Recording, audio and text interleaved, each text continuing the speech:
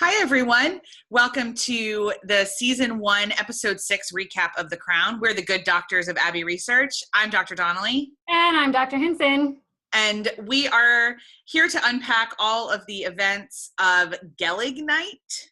Gelignite, which we did look up, and it's an explosive device. It's explosive material, similar to dynamite, but like Gelignite is adhesive. Sure. It was, ironically, I do remember this from the Google, used a lot by our friends in the IRA, which is, appropriate since this episode, a lot of it takes place in Northern Ireland. It does indeed. Our dear beloved Northern Ireland.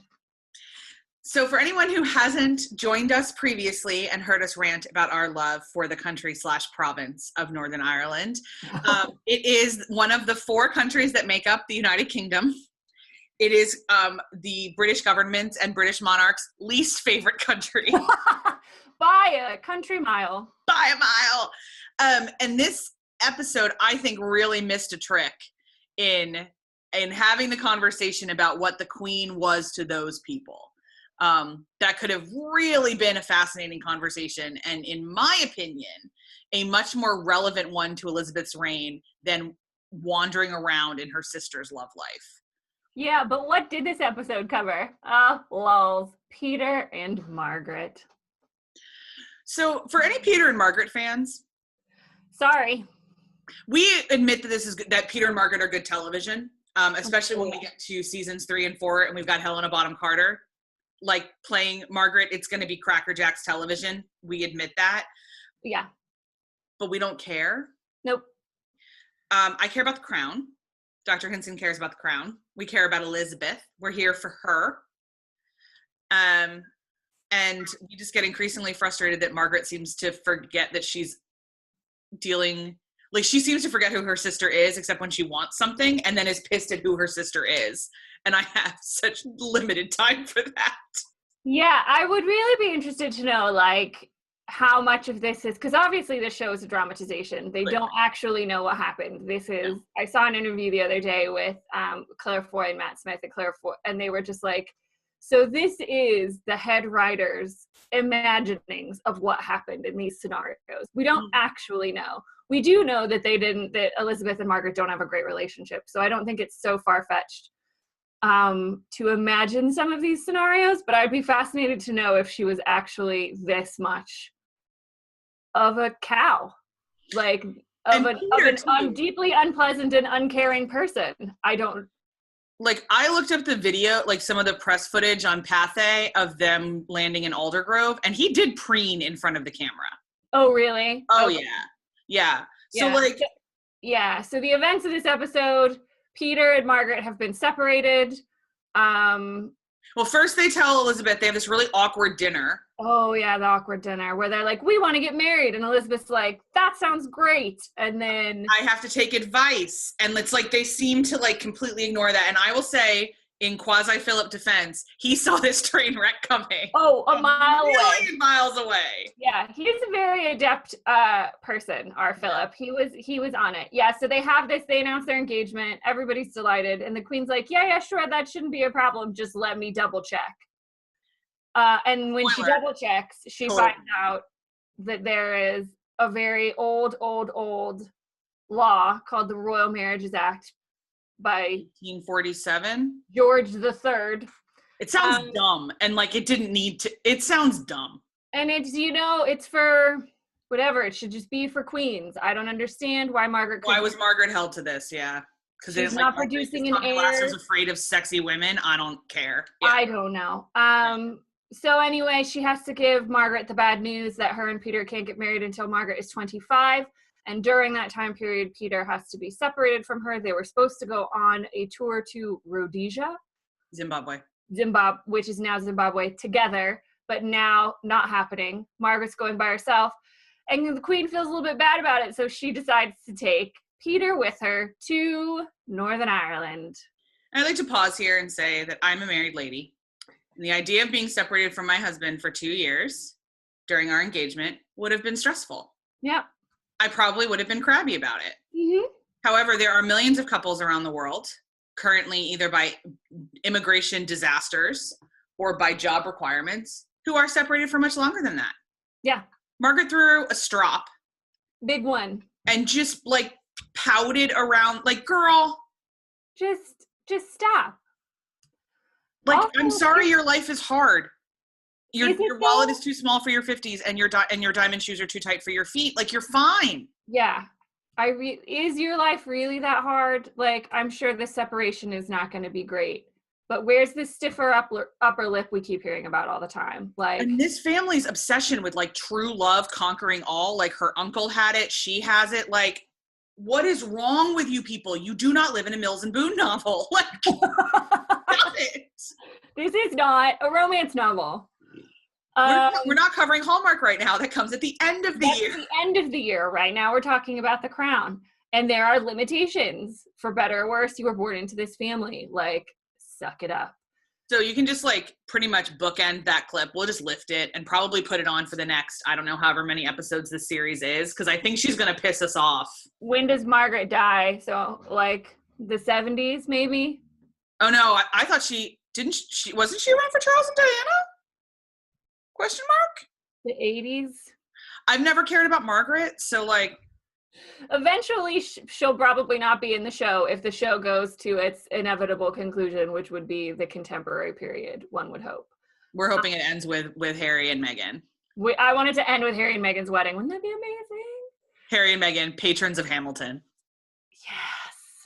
If it ends with that scene, if they just like flash to that scene in real life, that would make me so happy. Okay, rabbit trail. So all of that to say, what we are now going to focus on is the blighted and beloved province of Northern Ireland. That is correct. So anyone who hasn't joined us before, we are actually, believe it or not, experts in something. And that is one of the things we are experts in. Experts in many things, yes. And have been studying Northern Ireland, each of us for over a decade independently. We come at it from parallel but different perspectives, and I think we're pretty comfortable in saying that we have a fairly holistic understanding, as much as outsiders can, of some of the dynamics of what's been going on. Our emotions are not nearly as tied to it as some of our friends, for sure, but we certainly love it as much. So, brief history lesson. Dr. Hinson, how long has Northern Ireland been a country? How long has Northern Ireland been a country? It has existed since round about 1920, when there was an ongoing civil war between people in Ireland, on the island of Ireland, that wanted to gain independence from the United Kingdom, and people who did not.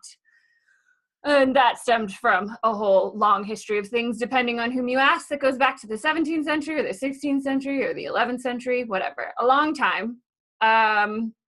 There has been trouble on that island. But the island was partitioned into two states in 1920, the Irish Free State, which eventually becomes what is now the Republic of Ireland, and the Northern Irish State, which officially, I think, had its opening of Parliament in 1921. So by the time we get to the Queen's visit, Northern Ireland has been a country for about 50 years, I think. Yeah. 40 years. So it's a baby nation. That math was terrible. It's actually 30 years, because I think her visit was like 1953. That we're seeing 1953, 54 in the show. So yes, 30 years. I am not an expert in math. So not a very long time as a country. And she is greeted at Hillsborough Castle, which is the royal residence in Northern Ireland, which is just south of Belfast, which is the capital of Northern Ireland, by an Orangeman's welcome. So what you need to understand about Northern Ireland at the time of the Queen's visit is that it was entirely controlled by one political party, which had gerrymandered its way into power shortly after the state's inception in 1920-21. Which was called the Ulster Unionist Party. They are unionists because they want to maintain the union with Great Britain and the United Kingdom. And their favorite colors are orange and purple. They do love orange and purple. So they are in complete control of the government in Northern Ireland. They have also enacted systemic, widespread discrimination against the Catholic minority population, because they would have usually different political ideas about Northern Ireland than the Unionists, but also working class Protestants as well. So the people in power are middle class, mostly from rural area Protestants. Who have their power because they own land. They own land, yes. And this goes back, their ownership of that land as Protestant gentry goes back several hundred years. The legacy of that land ownership and economic control. As so often happens, those people become the ones in power who own the land and have control the economy. So she is greeted by Orangemen, who are members of a fraternal organization in Northern Ireland and around the world called the Grand Orange Lodge of Ireland, but also just known as the Orange Order. So those are the orange sashes that they're wearing. And they are named the Orange Order after William of Orange, who was part of the Glorious Revolution and the attempt to secure Protestant control in Ireland. That's what you need to know. So that's what he represents. The Orange Order represents Protestant control in Ireland, and now just Northern Ireland because the Republic of Ireland is on its own. And they have a lot of cultural markers around that control and a lot of traditions around that control. And then in a lot of ways, they're like the Fraternal Order of Elks, except that they have really big drums. So that really loud drumming that you hear is a lambeg drum. It is the size of a person. I wore it once and it came like up to my nose and down to my knees. I am 5'7". Yeah. I played one once and it was like chin to knees. Yeah, it's intense. It's very resonant. It is a war drum.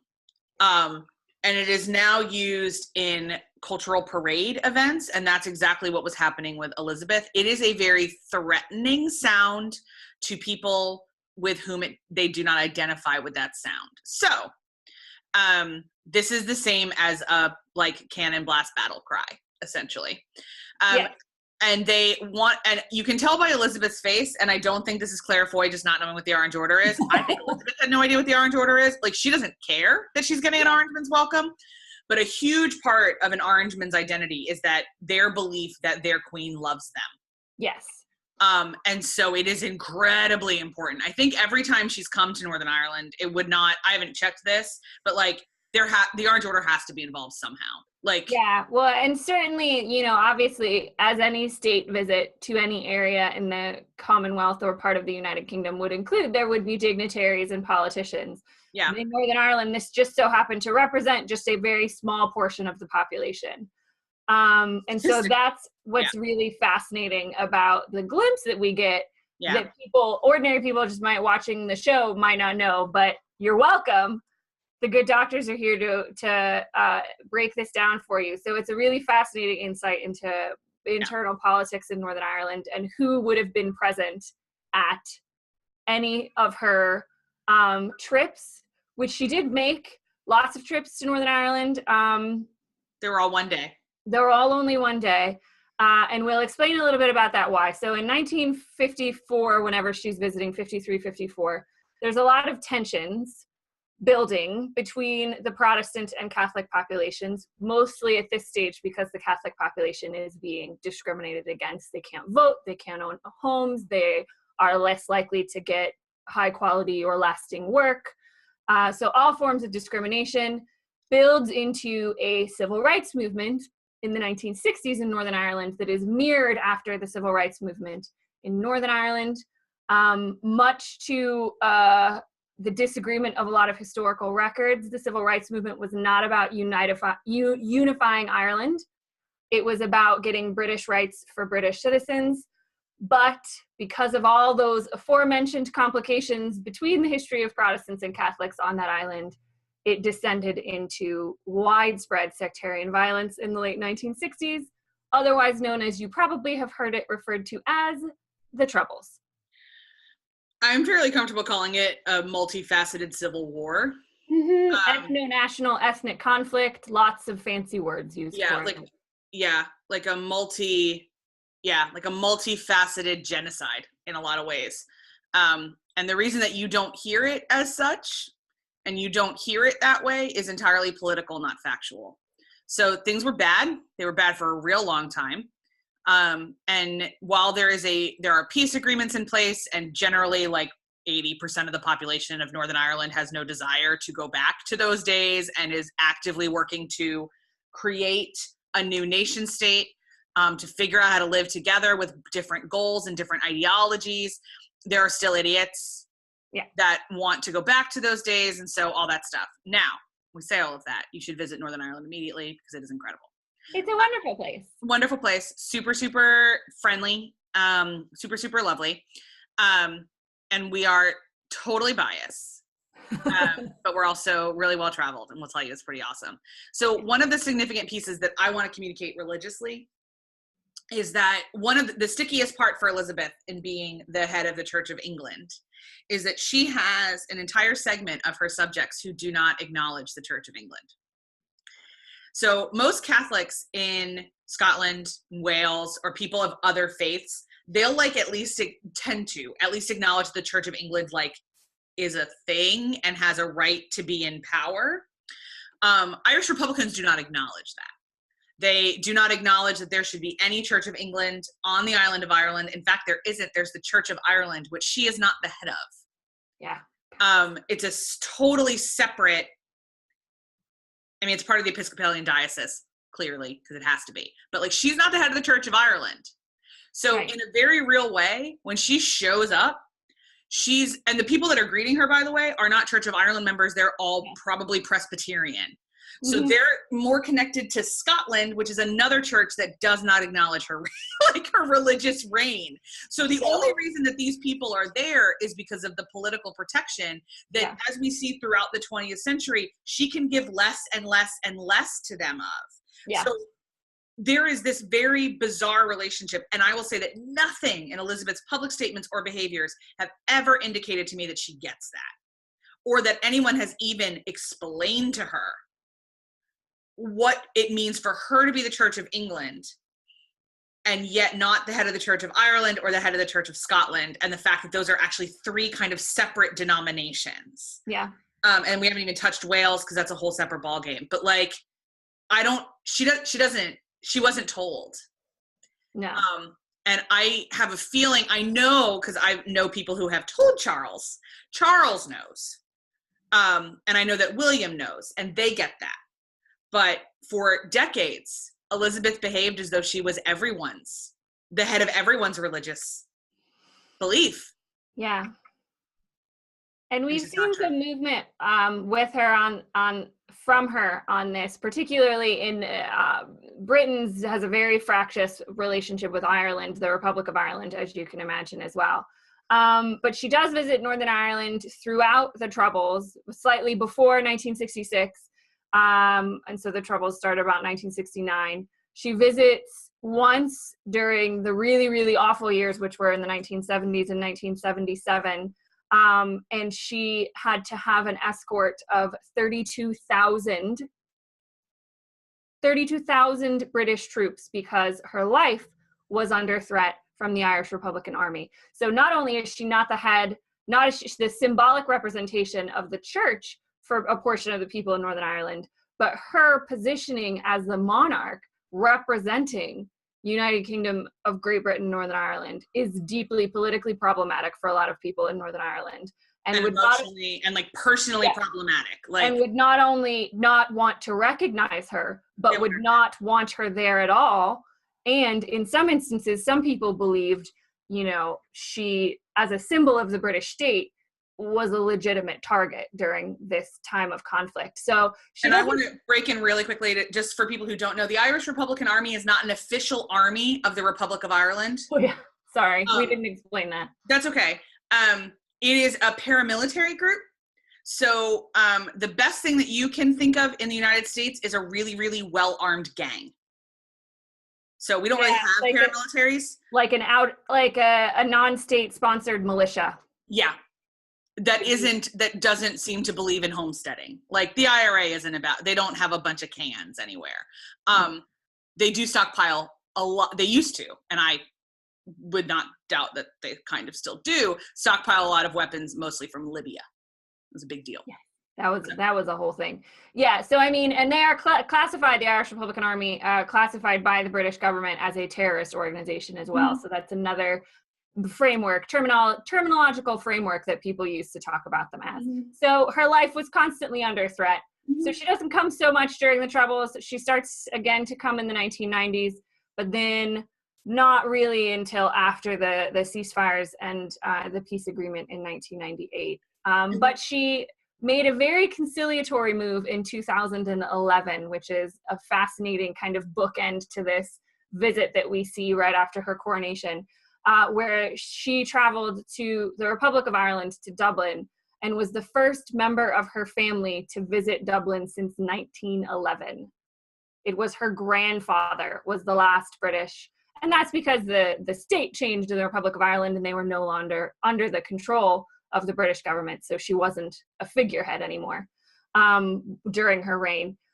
But she shook hands during this time with a former member of the Irish Republican Army, who was also then a politician in Northern Ireland, Martin McGuinness. And that was a very symbolically potent gesture for a lot of people, for both her to extend her hand to him and for him to extend his hand to her.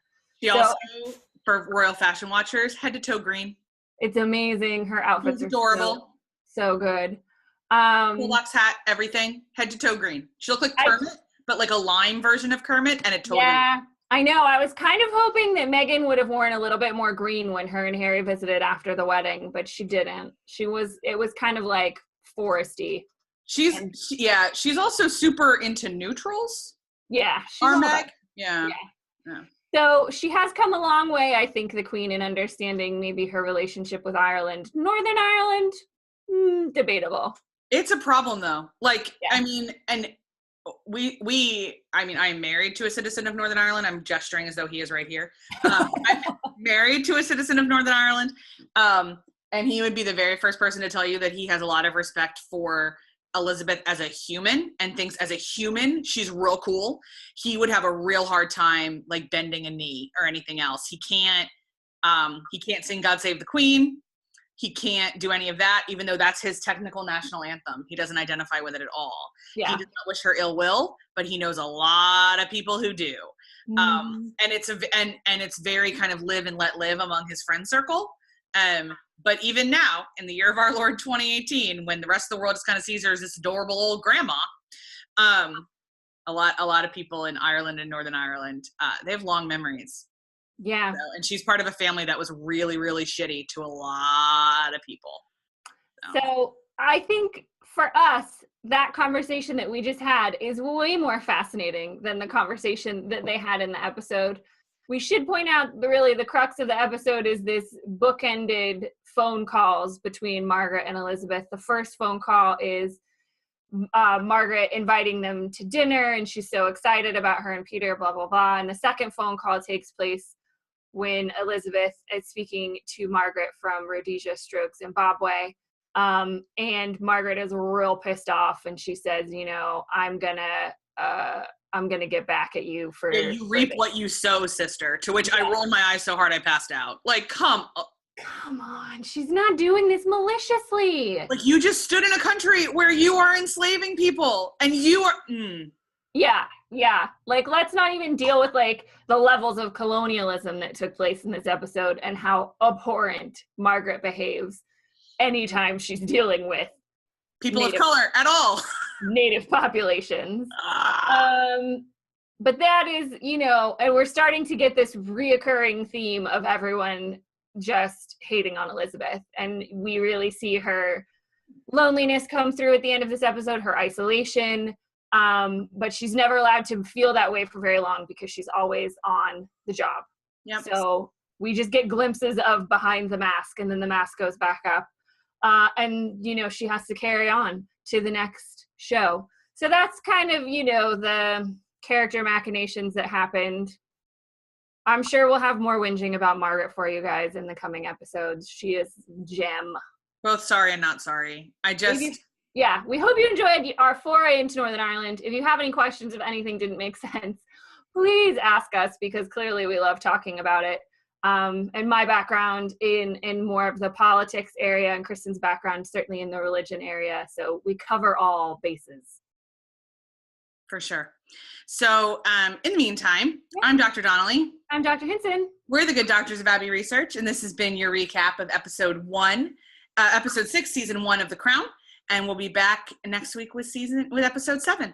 All the best. Bye.